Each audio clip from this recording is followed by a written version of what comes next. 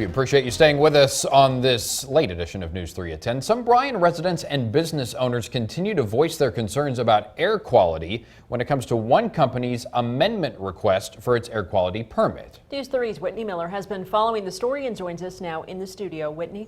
Well, Steve, Carla, the amendment to the St. Gobain air quality permit was requested back in February. Since then, some concerned residents have been asking the city of Bryan and Bryan ISD to help them stop the permit. And later this month, a public meeting requested by a local state representative will be held on the issue.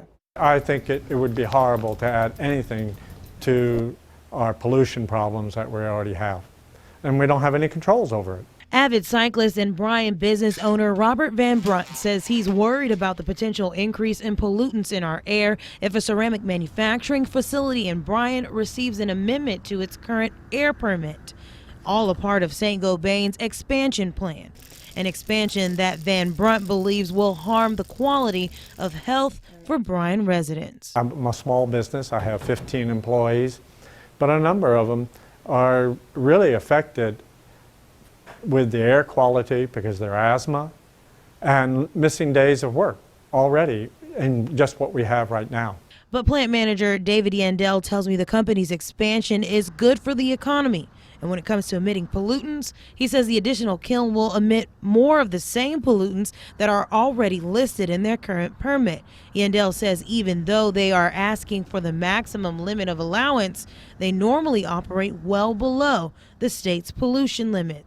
Yandel says they have heard the public's concerns and look forward to shedding some new light on their operations at an open forum being held next Thursday. The Texas Air Quality Controls, that they come in and listen to us as citizens. I feel very strongly that we do as much as we can to keep our community as healthy as we can.